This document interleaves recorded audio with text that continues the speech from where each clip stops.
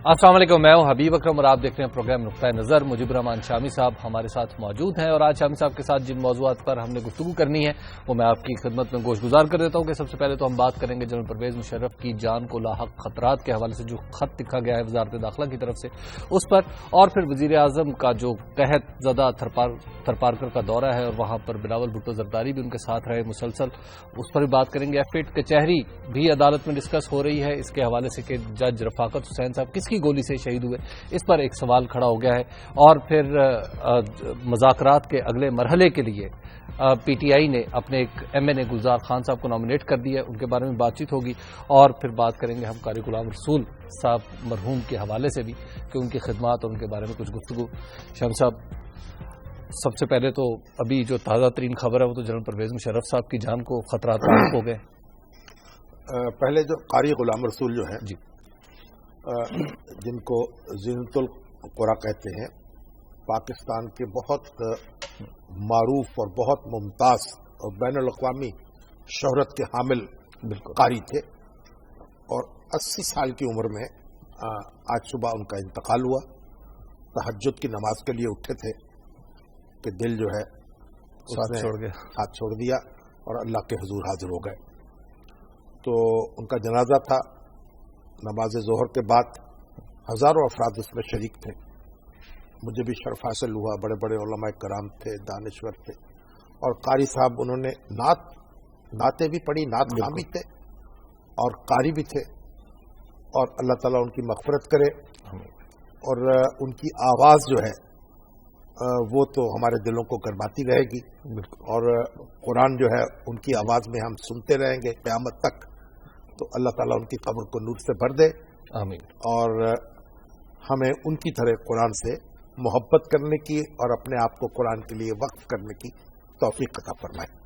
شام صاحب، جنرل صاحب کے بارے میں جو خط لکھا گیا ہے وزارت داخلہ کی طرف سے، یہ بڑا ایک عجیب بات ہے کہ وزارت داخلہ کی طرف سے خط لکھا جا رہا ہے وزیر اعظم کو اور صدر مملکت کو کہ پرویز مشرف صاحب کو خطرہ ہے، گویا ان کو لا کر عدالت میں پیش کرنا خطرے سے خالی نہیں ہے۔ بالکل، اس کا مطلب یہ ہے کہ وزارت داخلہ نے معذوری ظاہر کر دی ہے کہ ان کو ہسپتال سے برآمد کر کے عدالت تک نہیں پہنچایا جا سکتا، اور یہ کام کل ہونا۔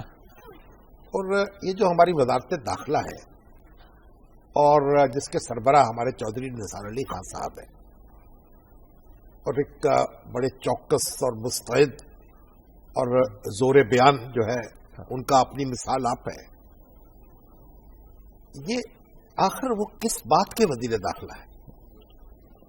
اگر اسلام آباد میں ایک شخص جو ہے اس کو بحفاظت عدالت تک نہیں پہنچایا جا سکتا تو اسلام آباد کے باقی لوگوں کی حفاظت کیسے کی جا سکتی؟ بالکل، تو پھر تو وزارت داخلہ کو چاہیے تھا کہ وہ حکومت کو استدعا کرتی کہ عدالت میں درخواست دی جائے کہ جناب یا تو یہ کارروائی معطل کر دی جائے، ٹھیک، اور جب تک یہ خطرہ ٹلے نہ ان کو عدالت میں پیش ہونے کے لیے نہ کہا جائے، یا پھر عدالت ہسپتال میں منتقل کر دی جائے۔ بالکل، اور یعنی یہ ایک اس میں طرح طرح کے سوالات اٹھ رہے ہیں اور طرح طرح کی چمگوئیاں ہوں گی۔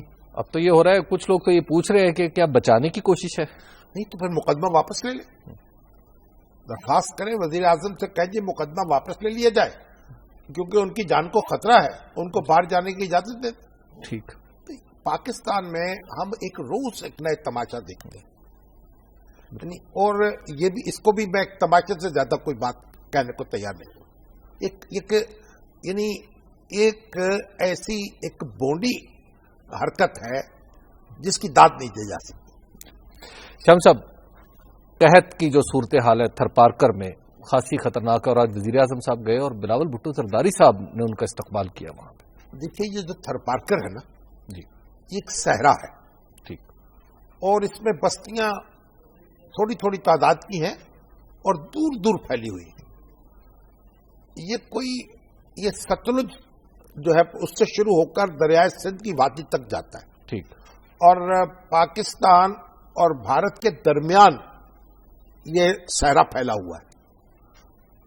یہ میرا خیال کوئی 200 کلومیٹر کا تو ہوگا کم و بیش. جی بالکل، اس کی لمبائی چوڑائی بالکل. اور اس کا کافی بڑا حصہ یہ بھارت میں ہے. اچھا.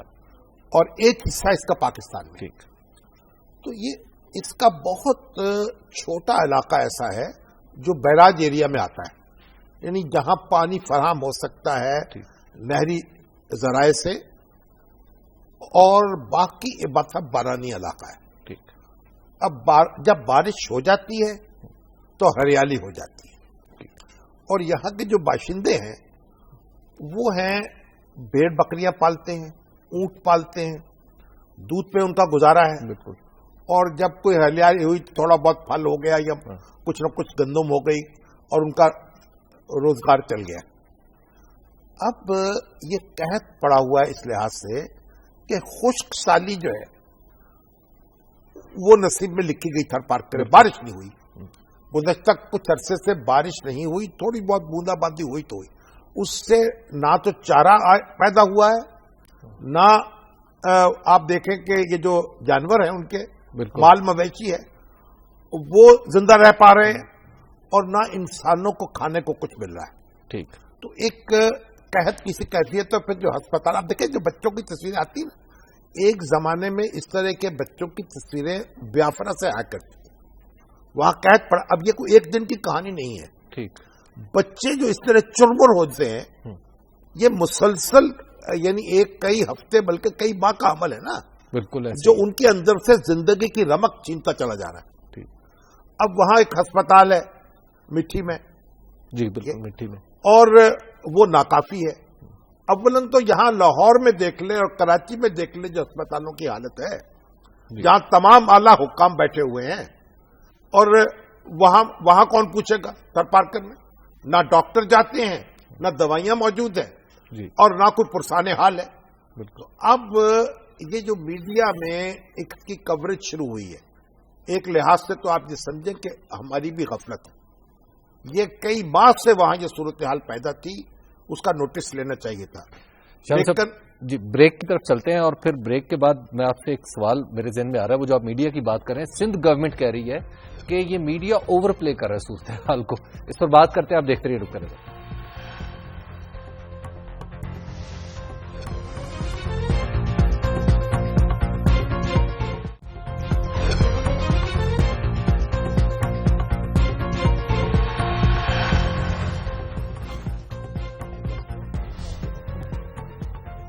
نقطہ نظر میں ایک بار پھر خوش آمدید. بات ہو رہی تھی تھر میں قحط کی.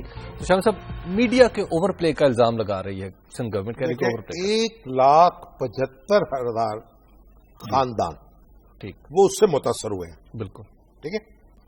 اور درجنوں بچے مر گئے، حاملہ عورتوں کی بری حالت. آپ مجھے بتائیے کس درجے کی تباہی ہو اور کتنے افراد جو ہیں وہ ہلاک ہونے چاہیے کہ جس سے ہمارے سیاسی رہنما یہ سمجھیں گے کہ اب بڑی ایمرجنسی پیدا ہو چکی ہے. یہ بات درست ہے کہ میڈیا کو ایک ایسا طوفانی واویلا نہیں بچانا چاہیے کہ بالکل ہاتھ پاؤں پھول جائے. چیزوں کی طرف توجہ دلانا، ان کا نوٹس لینے پر مجبور کرنا، یہ ہمارا فرض ہے. اور یہ میڈیا کی وجہ ہی سے اب یہ نوٹس ہوا ہے کہ جب وزیر اعظم کو پتا چلا، انہوں نے فوراً اس کے لیے 1 ارب روپے کے پیکج کا اعلان کیا. دورے پہ پہنچے. آج بلاول بھٹو زرداری جو ہیں وہ بھی ان کے ساتھ جی، اور وزیر سندھ اعلیٰ سندھ تو تھے جی. تو ایک اجتماعی کاوش نظر آ رہی. یہ کوئی سیاست نہیں ہے، لیکن بات یہ ہے کہ ہماری صوبائی حکومت، اس کے ذمہ داران قائم علی شاہ صاحب پریس کانفرنس سے ایڈریس کر رہے تھے، اور ان سے بات نہیں ہو رہی تھی کہ کوئی ایک وجہ بیان کر دے. ہمیں یہ سب دیمک لگ چکی ہے. کوئی شخص، یہ آپ کے ڈپٹی کمشنر کوئی اپنی ذمہ داری ادا کرنے کو تیار نہیں ہے. ڈاکٹر، ایم این اے، ایم پی اے، اور یہ تو دیکھیے یہاں تو بہت کچھ کرنے کا کام ہے. بالکل. یہاں تو دیکھیے جو پائپ ان کو پانی فراہم کرتی تھی، وہ ہمارے ارباب غلام رحیم صاحب نے ان کو بتایا کہ 2010 میں وہ پائپ جو ہے بند ہو چکی ہے. بالکل. اب اس کی کسی نے مرمت نہیں کی. یہ عوامی نمائندے آخر کس مرض کی دوا ہے؟ یہ سرکاری افسر کس مرض کی دوا ہے؟ تو پانی جو ہے اس کا وہ بحران پیدا نہ ہوتا. پھر وہاں تو جگہ جگہ تالاب بنانے چاہیے, چھوٹے چھوٹے بند بنانے چاہیے تاکہ بارش کا پانی وہاں محفوظ ہو سکے. جب بارش ہو تو پانی جو ہے ضائع نہ ہو, مگر اس طرف کسی کی توجہ نہیں ہے, اور کبھی ادھر کی کبھی ادھر کی ہانکی جاتی ہے. حضرت عمر نے کہا تھا کہ اگر فرات کے کنارے ایک کتا بھی بھوکا مر جائے, پیاسا مر جائے, تو اس کی بھی جواب دہی عمر سے ہوگی. یہ اس وقت کی بات ہے جب ذرائع ابلاغ آج کے حوالے سے نہ ہونے کے برابر تھے. جی تو یہ پتہ نہیں کس طرح یہ کہہ رہے ہیں کہ ہم شمس صاحب, یہ قحط جو ہے یہ آپ کے خیال میں قدرتی آفت ہے یا نیگلیجنس کا نتیجہ ہے؟ قدرتی آفت ہے, بارانی علاقہ ہے, پانی وہاں موجود نہیں ہے, لیکن ابھی کوئلہ تو موجود ہے وہاں, اور اس کو نکالنے کی صحیح بھی ہو رہی ہے. تو اب جب نکالنے کی صحیح ہو رہی ہے تو کچھ نہ کچھ انویسٹمنٹ بھی وہاں ہونی چاہیے. اور مجھے بتایا گیا, میں نے پوچھا تھا تو ایک اعلیٰ سرکاری افسر نے کہا کہ کوئی 25% کے قریب جابز جو ہیں وہ ان تھر کے لوگوں کو ملنی ہے جب وہ کوئلے کے پروجیکٹ لگیں گے. اور ان جو کوئلے سے بجلی پیدا کرنے کی جو کمپنیاں آئیں گی تو ان کا یہ فرض ہونا چاہیے کہ ان کے لیے کوئی ڈیولپمنٹ بھی کریں. دیکھیے یہ ساری بات درست ہے, یہ قدرتی آفات ہوتی ہیں, لیکن انسانی ہاتھ ان کا مقابلہ کرنے کے لیے بنائے گئے ہیں. قدرت نے ہمیں جو ہاتھ دیے ہیں نا, اور دماغ دیا, ذہن دیا ہے. تو اب حضرت یوسف علیہ السلام کا اگر قصہ پڑھ لے, جو ان کو خواب آئی تھی, تو اس کے نتیجے میں وہ پھر ذخیرہ کیا. جب قحط ہونے والا تھا اس کا مقابلہ کرنے کے لیے اناج ذخیرہ کر لیا گیا. بالکل ایک پلاننگ تھی. گویا یہ جو جگہ جگہ ضروری ہے کہ صحراؤں کو تر رکھنے کے لیے منصوبے بنائے جائیں, پانی دوسری جگہ سے لایا جائے, اور یہاں بھی جب بارش ہو تو اس کو محفوظ کیا جائے. اب دیکھیے جانور اور انسان ایک جگہ پانی پیتے ہیں, اور مجھے ہم آج دیکھیے ایک بڑی دلچسپ بات ہے, کیا کہوں, وہ ملک ریاض صاحب جو ہیں جی, انہوں نے کہا 20 کروڑ روپے فوری طور پر اعلان کر دیا. بالکل. اور ہماری صوبائی حکومت نے 10 کروڑ روپے اعلان کیا تھا, اور وہ لسٹ مانگ رہے ہیں ان سے کہ لسٹ دے دیں ہمیں متاثرہ خاندانوں کی. ان سے بات ہو رہی تھی, کہہ رہے تھے بھائی آپ مجھے بتائیے کہ یہ جو ہیپاٹائٹس جو ہے نا, سی یا بی, یہ تو کوئی گھر ایسا نہیں ہوگا جہاں کہیں مریض نہ ہو. وہیں سے جانور پانی پی رہے ہیں, ٹھیک, وہیں سے انسان پی رہے ہیں. بالکل. اسی کونے میں, اسی گھر میں, اسی کمرے میں, گھر کیا ہے اور کمرے بھی آپ کو پتا گھاس پھوس کے ہوتے, وہی جانور ہیں, وہی انسان ہے. تو کچھ تو ہمارا فرض ہے, کچھ تو ان کو بھی معلوم ہو کہ 21ویں صدی آ گئی کہ وہ غاروں میں رہنے والے انسان ان کو ان کے حال پہ چھوڑ دیا جائے گا. شمس صاحب اور ایک بات سنیں, ابھی تو یہ خبر بھی آئی کہ جب وہ حکام بالا پہنچے ہیں وہاں جی, تو ان کے طرح طرح کے کھانے پک گئے اور وہ کھانے اڑا رہے تھے. تو یہ کوئی شرم ابھی باقی نہیں رہی, کوئی حیا نام کا کہیں سے یہ جانور ہو ملتا تو ہم ان کو پیش کر دیں لا کے. وزیر اعظم نے آج لنچ سے منع کر دیا, انہوں نے کہا جی ہم تو نہیں کر رہے. ایک عجیب بات ہے, لوگ مر رہے ہیں, ان کو گندم نہیں مل رہی. جو گندم انہوں نے بھجوائی, کہا جی 60,000 بیگ بھجوائے, وہ بھی تقسیم نہیں ہوئے, ان کا بہت ناکافی ہے. ان کو گندم نہیں مل رہی, روٹی نہیں کھا رہے, سوکھی روٹی, اور یہ جناب آپ مرغ پلاؤ کھانے کی تیاری کر رہے ہیں.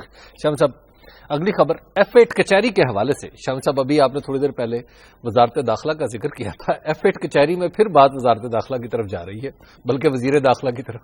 دیکھیں F8 کچہری کی بات نہیں کرتے, ایک بات البتہ ضرور ہے کہ اب جو بھی اقدامات کیے گئے ہیں جی, اس سے توقع رکھ لیجیے کہ دیر پا اقدامات کیے جائیں.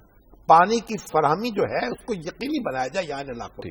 یہ ایک اور کوئی تہذیب جو ہے, جدید تہذیب, کوئی وہاں تک تو پہنچے, ان کے گھروں میں بھی دستک دے. اب آپ یہ دیکھیے, یہ جو وزیر اب سپریم کورٹ میں سپریم کورٹ میں سو موٹو نوٹس لیا. وزیر داخلہ نے یہ کہا تھا قومی اسمبلی میں کہ جو رفاقت عوان صاحب جاں بحق ہوئے ہیں وہ اپنے ہی گارڈ کی گولی سے ہوئے. بالکل. اب اس گارڈ نے عدالت میں آ کے بیان دیا کہ میری گولی تو نہیں لگی, اور آج سپریم کورٹ میں ان کے ریڈر نے کہا کہ پولیس میرے اوپر دباؤ ڈال رہی ہے کہ میں یہ بیان دوں کہ وہ اپنے گارڈ کی گولی سے مرے. اب مجھے بتائیے, یہ یہ مہمہ بھی سمجھنے سے قاصر ہوں. اب سپریم کورٹ نے کہا کہ انکوائری کمیٹی بنائی جائے جو پولیس کے پریشر سے آزاد ہو اور وہ تحقیقات کرے.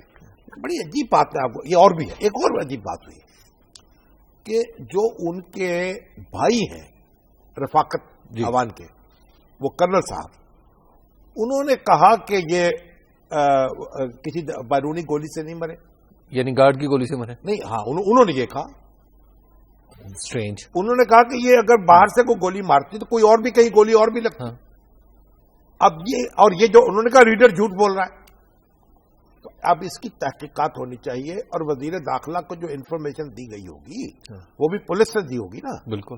اور ایسا فرض کیجیے اگر وہ دہشت گرد کی گولی سے نہیں مرے, گارڈ کی گولی سے مرے, تو کیا اس کا مطلب ہے پولیس کو تھپکی دی جائے گی؟ پھر ہاں, واقعے کی سنگینی تو کم نہیں, واقعے کی سنگینی کم ہوئی نہیں کہ دہشت گرد آئے, انہوں نے حملہ کیا, اپنے آپ کو اڑایا, وہاں لوگ جو ہیں اس دنیا سے رخصت ہوئے, گولیاں لگیں اور افراتفری مچی, زخمی ہوئے. یعنی اس ایک بات اگر فرض کرے یہ گارڈ کی گولی بھی تھی تو اس سے کیا, اس سے واقعے کی نوعیت میں کیا فرق پڑ گیا؟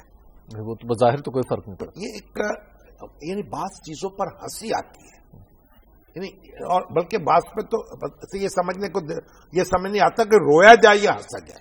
لیکن ہم سب وزیر داخلہ کو غلط انفارم کیا جا رہا ہے یا عدالت کو مس انفارم کیا جا رہا ہے؟ نہیں, اب اس کی تحقیقات ہوگی تو پتہ چلے گا. لیکن یہ عجیب و غریب سی دیکھیے ان کے جو بھائی نے جب یہ بیان دیا تو معاملے کو ایک پرسرار بن گیا معاملہ. جی, تو اب یہ معلوم ہوگا کہ ریڈر صاحب یہ کیوں ایسا کہہ رہے ہیں, گارڈ کیوں کہہ رہا ہے, بالکل, پولیس کیوں کہہ رہی ہے, اور بھائی صاحب کا بیان کیوں ہے.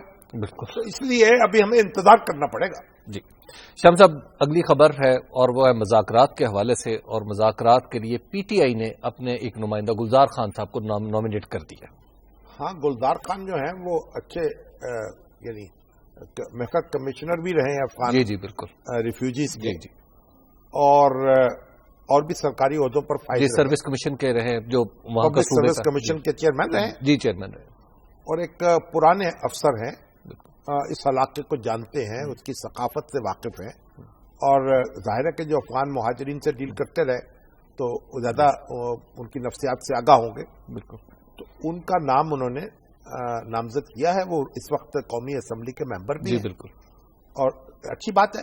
اس میں دیکھیے اہم بات یہ ہے کہ اس کو قومی سطح پر ڈیل کیا جا رہا ہے, جماعتی سطح پر ڈیل نہیں کیا جا رہا. ٹھیک. یہ پی ٹی آئی کا یا مسلم لیگ نون کا کسی ایک کا مسئلہ نہیں ہے, یہ ہم سب کا مسئلہ ہے, اور ہم سب کے مسئلے کے طور پر اس کو ڈیل کرنا چاہیے. شام صاحب ایک بریک لے لیتے ہیں, بریک کے بعد گفتگو یہیں سے آگے بڑھتی ہے. آپ دیکھتے رہیے نقطہ نظر.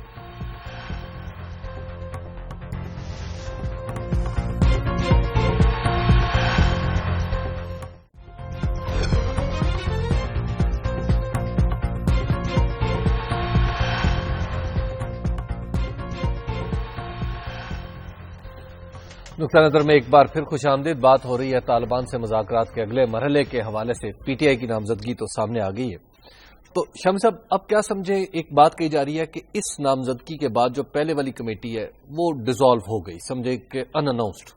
دیکھیے اگر یہ ڈیزالو ہو گئی تو ہو جائے, ہمیں اس سے کیا ہمیں کوئی اس کا ہم نے تو قائم نہیں کی تھی. بالکل. تو وزیر اعظم کو چاہیے تھا کہ اعلان کر دیتے کہ یہ کمیٹی ختم ہے, اب ایک دوسرا مرحلہ شروع ہوگا.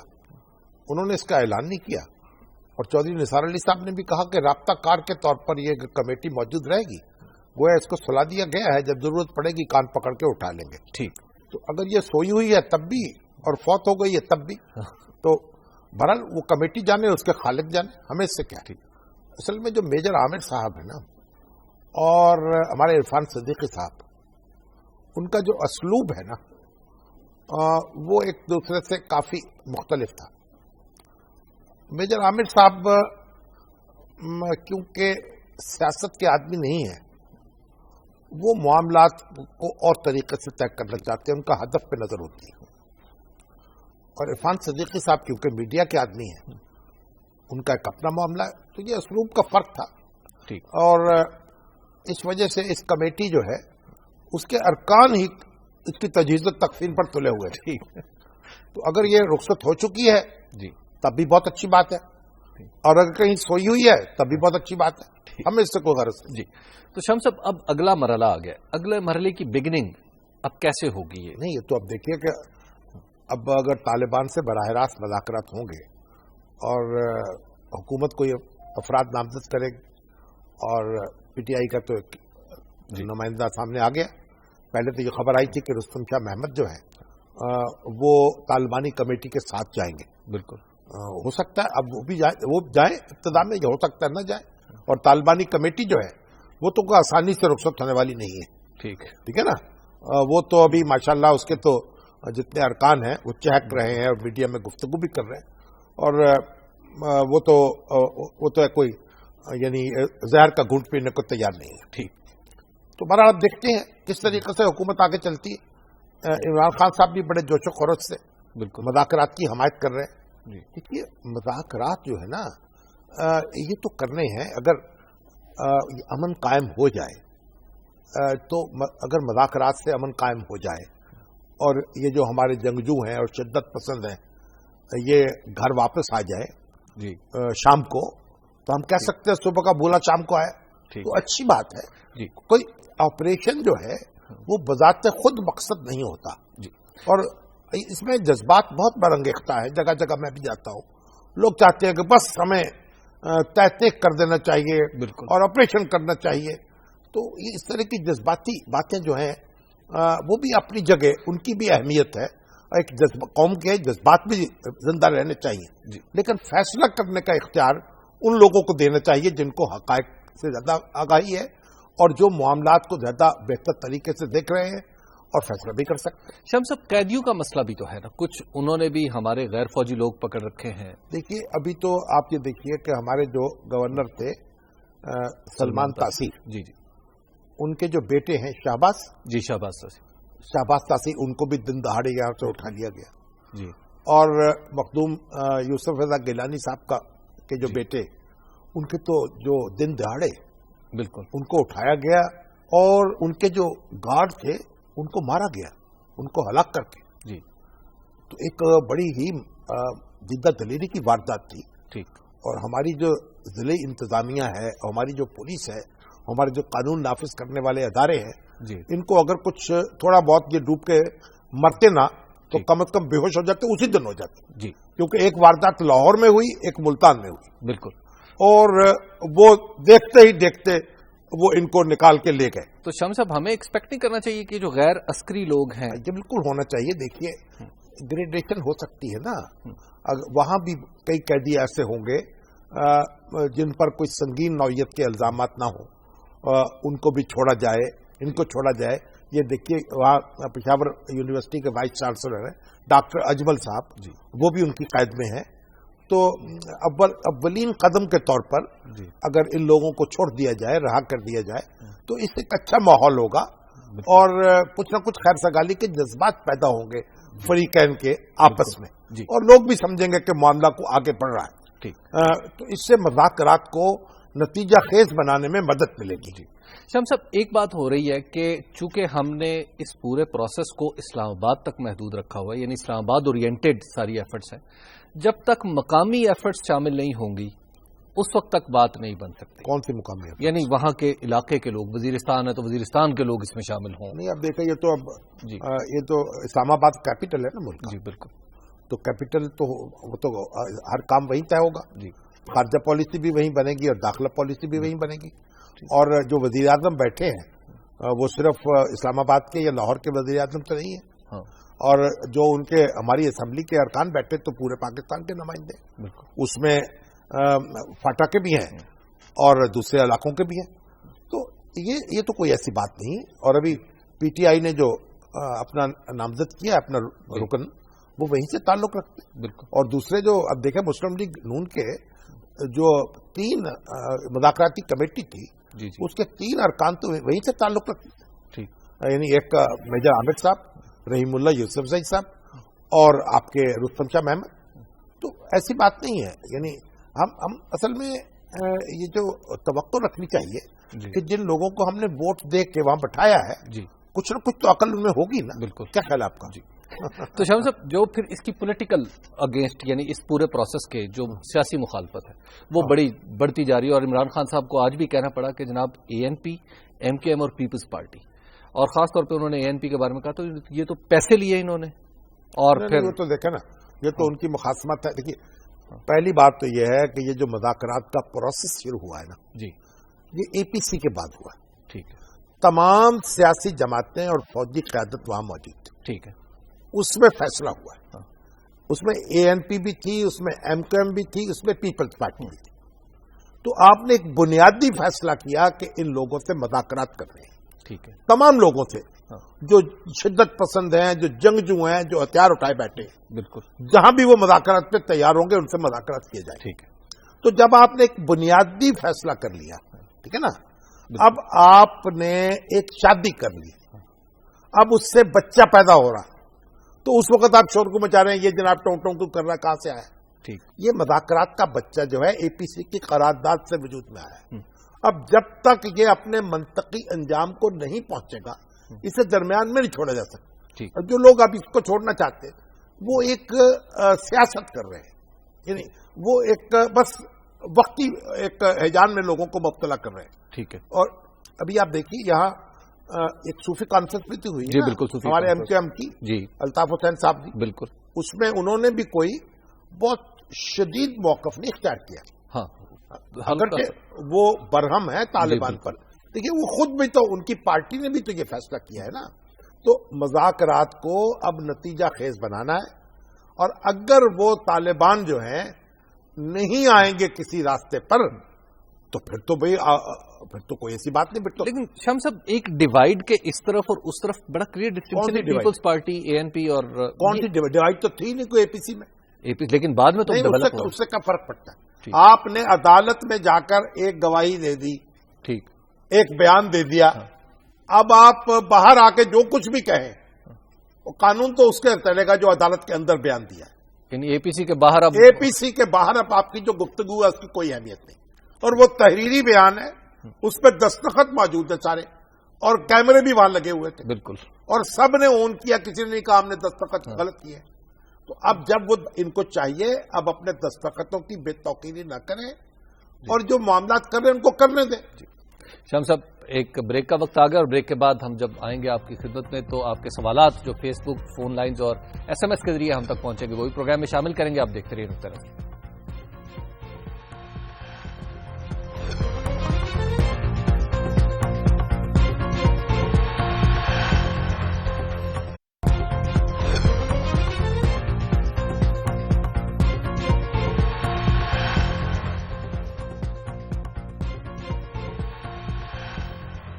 نقطہ نظر میں ایک بار پھر خوش آمدید. یہ سیگمنٹ ہے آپ کے سوالات کا، اور آج شمس صاحب بہت زیادہ سوال جو ہے وہ بلکہ دو تین. پہلی بات تو یہ سن لیجیے کہ فوزیہ گیلانی ان کی والدہ ہیں اور آمنہ تاثیر ان کی والدہ ہیں شہباز کی. آپ کو ان ماؤں کے بھی تو آنسو پوچھیں. یہ طالبان جو یہ ہیں ان کو یہ ان ماؤں کے آنسو نظر نہیں آ رہے. شمس صاحب یہ سوال ہے جی پوچھا جی مجاہد خان صاحب. اچھا پہلے آپ ایک بات سنو. اب یہ شفقت اللہ سہیل صاحب کینیڈا سے کہتے ہیں یہ تو مثال ایسے ہے جیسے بورڈ دی راکی کھوتا. اب پتہ نہیں کس کا انہوں نے کہا ہے، سیاستدانوں کے لیے کہا ہے، طالبان سے مذاکرات کرنے والوں کے لیے کہا ہے. ہمارا محاورہ کیونکہ دلچسپ تھا تو میں نے کہا سنا دوں. اچھا ایک ہمارے جاوید مہر صاحب ہیں جی، انہوں نے کہا جی شہزاد کوٹ کے سینئر صحافی ہیں ضمیر کھرل، یہ کراچی میں زیر علاج ہیں، بڑے سیریسلی بیمار ہیں. کوئی حکومت جو ہے ان کا خرچ اٹھائے یا کوئی مخیر حضرات جو ہیں ان میں سے ان کے ساتھ تعاون کرے، اور دوسرے کوئی صاحب اگر ہوں تو ہم سے رابطہ قائم کر سکتے ہیں. یہ مجاہد خان صاحب ہیں، انہوں نے سوال کیا ہے اور ساتھ ٹیگ بھی کیا ہے. انہوں نے ایک لمبی تفصیل لکھی ہے سعودی اور بھارت سعودی اور جو سعودی قطر معاملات ہیں ان کے ساتھ. لیکن انہوں نے یہ پوچھا کہ شامی صاحب کہ قطر نے پابندی لگا دی ہے سعودی شہریوں کے کہ وہ ہیرڈ لندن میں داخل نہیں ہو سکتے. اب بڑی دلچسپ بات ہے یہ جو موضوع ہے نا سعودی عرب کے اور بھارت سے تعلقات جی، یہ کل ہم اس کو ڈسکس کریں گے اگر وقت ہوا جی، کیونکہ یہ بڑا اہم موضوع ہے. اور ایسے کیونکہ ہمارے ہاں بہت ساری غلط فہمیاں بھی ہوتی ہیں جی، اور جب سعودی عرب سے ہمارا معاملہ ہو رہا تھا تو کس کس طرح کے طوطے مینا کیے ہمارے ہمارے دانشوروں نے. ہمارے دانشور جو ہیں یہ بھی کوئی عجیب چیز ہے, پتہ نہیں کہاں کہاں سے کس طرح اکٹھے ہوئے ہیں, کئی سارے تو نہیں. اچھا, اب دلچسپ بات یہ ہے کہ ہمارے ایک بڑے یعنی فقہ بند اخبار نویس ہے شاہین صاحب بھائی صاحب, انہوں نے کالم داغ دیا اور کہا کہ جو سعودی عرب ہے نا, انہوں نے کیونکہ سفیر واپس بلا لیے اپنے, اور قطر سے یو اے ای نے بھی, عمان نے بھی, اور اخوان المسلمون پر پابندی لگائی جائے, یہ ان کا مطالبہ ہے. اور وہ کہتے ہیں کہ قطر کی جو پالیسیز ہیں ان سے خطرہ پیدا ہو گیا ہے ہماری خلیج کو. تو اب انہوں نے کہا جی اب اس کے بدلے میں جو ہیرڈز ہے, بڑا مشہور سٹور ہے دنیا کا, امیر ترین لوگ جاتے ہیں وہاں, اور یہ قطر کی ہولڈنگ کمپنی ان کے پاس ہے. پہلے اس میں وہ فائد الڈوڈی تھا نا, وہ لیڈی ڈیانا کا دوست, اور جو ان کے ساتھ ہی اس دنیا سے رخصت ہو گیا حادثے میں, تو ان کے والد کا تھا, یہ مصر کے تھے, تو انہوں نے بیچ دیا. تب یہ قطر کی ہولڈنگ کمپنی کے پاس ہے. تو انہوں نے کہا جی اب قطر والوں نے پابندی لگا دی ہے کہ کوئی سعودی باشندہ اور کوئی متحدہ عرب امارات کا باشندہ وہ آ کے شاپنگ نہیں کر سکتا. اب دیکھیں جو عرب شیخ ہیں اور بڑے امیر لوگ ہیں دنیا کے, ان کی بڑی آرزو ہوتی ہے کہ یہ ہیرڈز میں جا کے کافی پیئیں, بیٹھیں اور کچھ شاپنگ کریں. تو دنیا یہ بھی اسٹیٹس سمبل ہے نا. تو انہوں نے کہا جی وہ تو اس پہ پابندی لگا دی گئی. اب دیکھیے جواب میں کیا ہوتا ہے. اب ایک فٹ بال کلب ہے, اس میں وہ بھی سعودی مطلب وہ ہیں مانچسٹر کلب, جو مانچسٹر کلب, وہاں اب قطریوں پر پابندی لگ جائے گی تو کیسا رہے گا. بڑی چونکا دینے والی بات تھی کہ بھئی اب سعودی باشندے بیچارے جو ہیں کیا کریں گے, ہیرڈز کے بغیر کیسے زندہ رہیں گے. تو میں نے بڑی دلچسپی سے وہ خبر دیکھی, تو اپنے برخوردار جو ہمارے عثمان شامی صاحب کو میں نے کہا بھائی دیکھیں ذرا خبر اس کو, بڑی اہم خبر ہے. تھوڑی دیر کے بعد میرے پاس آئے, ان کا ابو یہ تو ایک مزاحیہ ایک ویب سائٹ ہے, جیسے یہ ہمارے ظفر اقبال صاحب ہے نا, ان کا کالم چھپتا ہے دنیا میں, بالکل سرخیاں ان کی متن ہمارے, وہ سرخی کسی اور کی ہوتی ہے, اس پہ تبصرہ کرتے ہیں. تو اگر کوئی وہ تبصرے جو ہیں وہ ان کے بیان سے ماخوذ کر دے, تو وہ جو ایک ویب سائٹ تھی جس میں ایک مزاحیہ پروگرام تھا جس میں مزاحیہ تبصرے کیے گئے تھے, ہمارے بہت جید ایڈیٹر نے اس کو ایک سنجیدہ بات لے کر اور حکومت پاکستان کو اور پاکستانی عوام کو ڈرا دیا. بالکل کہ جناب آپ کو سو رہے ہیں, دیکھیے کہاں تک ٹینشن پہنچ گئی ہے. تو بہرحال یہ دلچسپ چیز تھی, کرائسس لائک سچویشن تھی. ہم مزاحیہ اچھا اس کے بھی ہوا کہ ہمارے بہت سے جو سنجیدہ ہزار خیال ہے نا ہمارا, بالکل اس میں مزاحیہ پن بھی ہوتا ہے. شفیق میتلا صاحب ہے ہمارے ساتھ سعودی عرب سے. جی السلام علیکم میتلا صاحب. السلام علیکم. وعلیکم السلام. وعلیکم السلام. شامی صاحب, ڈکٹیٹر مشرف کا کورٹ میں نہ پیش ہونا اور نقل کرنا, 9 سال آمریت اور پھر آئین توڑنا, اور ایسے لگتا ہے جب تھک گئے گالیاں دے کے تو لگے منہ چڑھانے.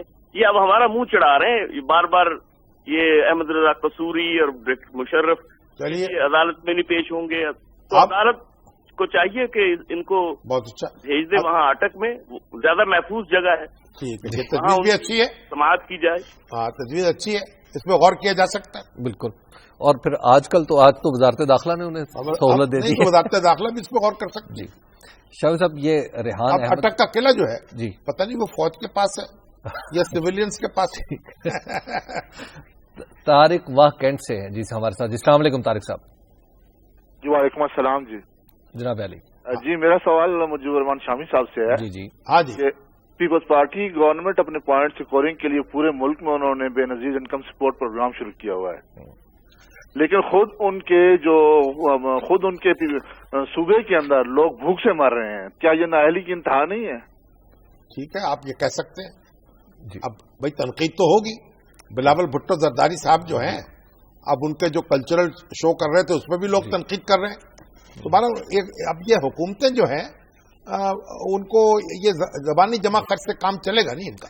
شامی صاحب, ریحان احمد صاحب ہیں صادق آباد سے, انہوں نے بڑا دلچسپ سوال کیا. انہوں نے کہا شامی صاحب, اسلامی نظریاتی کونسل نے دوسری شادی کے لیے پہلی بیوی کی اجازت غیر ضروری قرار دے دی ہے.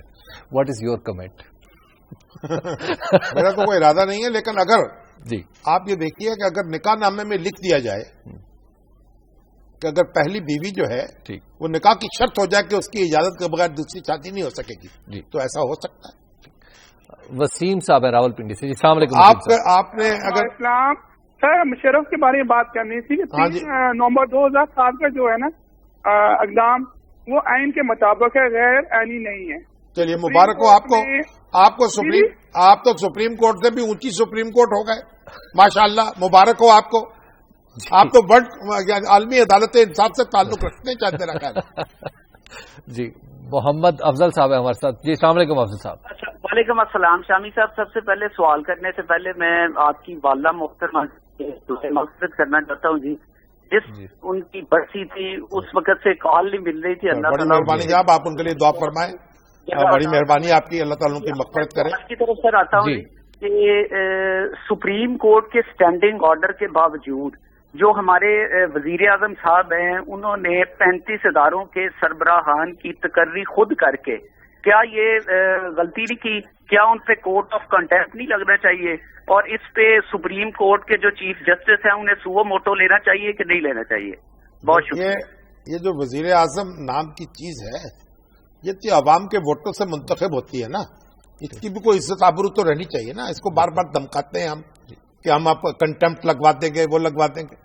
ایک بات تو یہ ہے, اور دوسری بات یہ اگر سپریم کورٹ کے کسی حکم کی خلاف ورزی ہوئی ہے تو سپریم کورٹ اس کا نوٹس لے سکتی, یا کوئی صاحب جو ہے درخواست لے کے جا سکتے ہیں. جی تو آپ بھی چاہیں تو درخواست لے کے چلے جائیں. شاہ صاحب ہمارے پروگرام کا وقت ختم ہو گیا, لیکن فیس بک پہ اور ٹویٹر پہ بہت ساری خواتین نے احتجاج ریکارڈ کرایا ہے کہ جو آج دوسری شادی کی اجازت دی گئی ہے پہلی بیوی کی اجازت کے بغیر. تو اس پہ ہم کل بات کر لیں گے, سوالات شامل کر لیں گے. تو کل تک کے لیے ہمیں دیجیے اجازت. اللہ نگہبان.